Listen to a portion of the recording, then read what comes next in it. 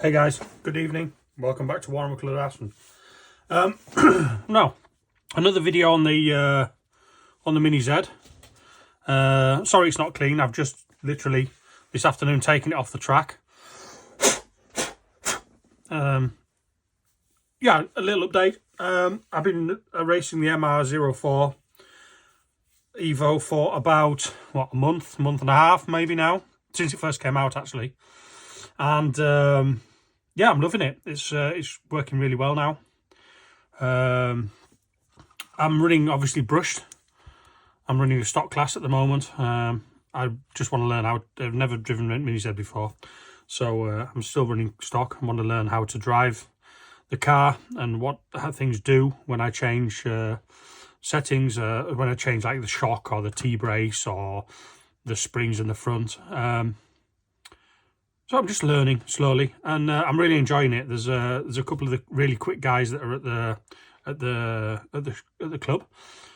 They race modified and whatever, but they also have stock cars, and I seem to be able to keep up with them. This afternoon I set my fastest time ever, 14.6, and that was the track record for about 2 hours, and then Ruben decided they wanted to go a little bit quicker with his car and he did a 14.4. So I need to find 2/10 again. I've managed to get it down. But anyway, I'm really happy with the car at the moment. The setup I've got at the moment is I'm using PN center spring purple with 15,000 on the shock shaft, just to give it a little bit more a damping. I've got nothing on the shock plate anymore. There was somebody at the club last week, and he said you don't want to put anything on here because it was sticking. It wasn't returning. It was too thick. So he said if you want it damping that way, then put it on your shock. So that's what I'm running there. I have nothing on the damper. I'm running a PN5 T-brace and the weight on the bottom. For the track I'm running on, I'm running 40 front and 30 rear Kyosho. And I'm running +3 at the rear and +2 at the front. Obviously the front springs are still standard because unfortunately here in Europe they're not available yet. Stupid, but hey. The only problem I'm having, I'm hearing a lot of people are having problems with the kingpins popping out. Or that I broke a steering knuckle. I didn't. A friend of mine broke it. It broke where the kingpin goes in here, just at the bottom there. So what I've done is I've put a metal pin. It's on my video. I put a metal pin into the hole of the kingpin just to support it. But the only issue I'm having is I don't know if you can see that very well on the video, but the front springs, no matter how often I click them into the widest hole, they always want to sit diagonal. And I don't know why it is. You know, I click them every time I click them back in with my tweezers, and I push down and it clicks back in here. That just clicked again. And when I come off the track, yeah, now this one's straight and this one's diagonal. I have absolutely no idea why it's doing that. You know, I'm going to super glue the fucking things in, I think. But anyway, that's the only issue I'm having at the front end, is that the springs keep going into there's two cups, and they keep moving across into a different cup. So that's how I'm running at the moment. And then body-wise, I always swore about this, the P1 from McLaren. It's got so much steering. It's absolutely fantastic. But one of the guys at the club was selling a second-hand Mercedes. Not second-hand, he's used it twice. And he said, yeah, I only want so much for it. So I thought, go on then, I'll have a go at that. I'll buy that. So I bought it, and wow. In the beginning I hated it because it seems to have a lot less steering than the McLaren. But it's just carries so much corner speed. It's unbelievable. It's so nice. Obviously it's not got so much of an overhang at the front than the McLaren, so that's why you're missing the steering. And the wheel arches are wider, so I can actually fit on the +3 and +2 without it actually touching the +3 and the +2 on this. It did touch a little bit. So that slowed the car a lot down in the corners, in the slower corners where you're really hacking. But this, it's just brilliant. It seems to carry loads more speed. So with this setting today, I set my fastest lap of 14.6. And I think on Wednesday, hopefully on Monday, the front springs will arrive from Kyosho Europe. So we should be let's lose. We should be set to go. I think I'm going to go a little bit softer to start with. I think the front of the car is quite stiff. So I'm going to go a little bit softer at the front and just see what happens. Maybe get a little bit more steering, but I know if I go harder at the front, I'm probably going to end up gaining more corner speed. But anyway, that's the job for Wednesday evening. We'll just see what happens there. But just a quick video, just an update on the MiniZ, because I know on YouTube there's not really a lot of English-speaking videos about the MR-04 Evo.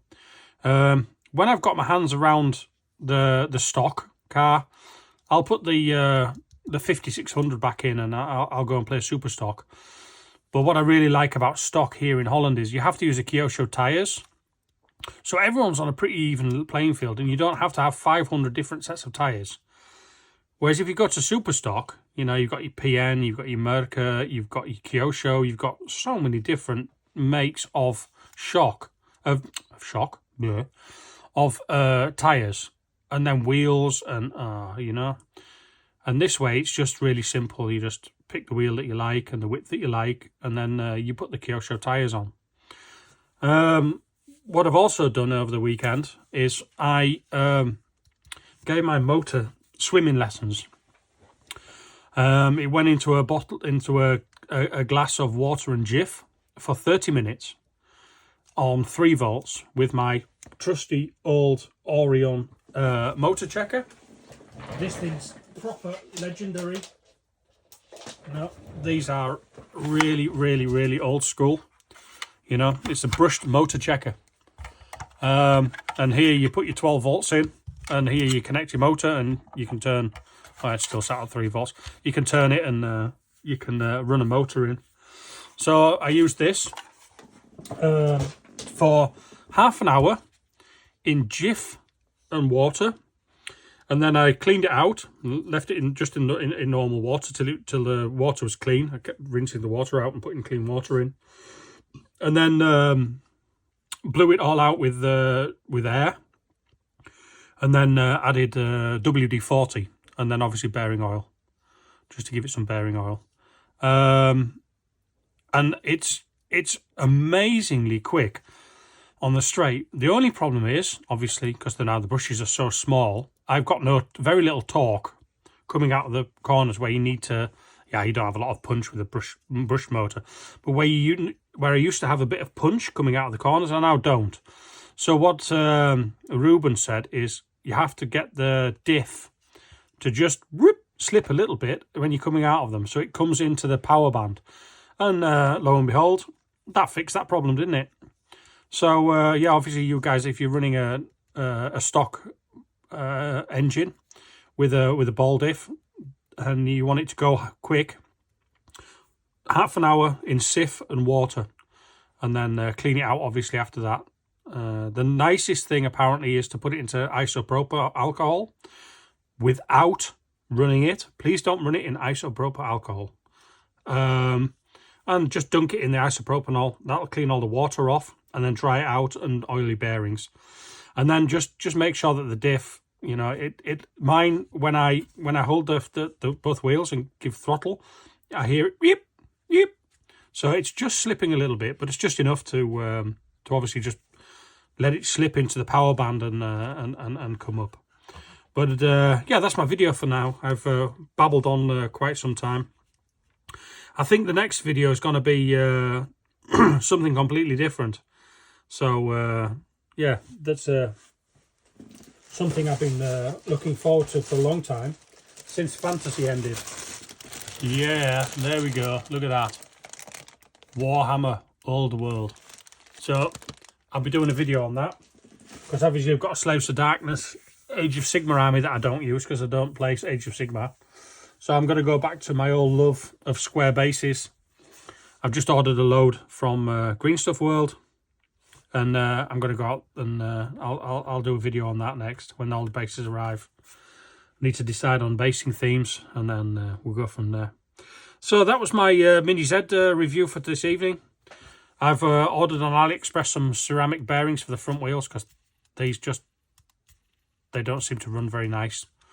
I'm expecting a little bit more out of them, so I've ordered some ceramic bearings on AliExpress, and we'll see how that happens. So yeah, anyway, I'll do a video. I may do a video on it on this car before next weekend. Otherwise, the next video will be the Warhammer Old World video. Now, thanks for listening. Have a nice weekend, what's left of it, and see you again soon. Bye bye.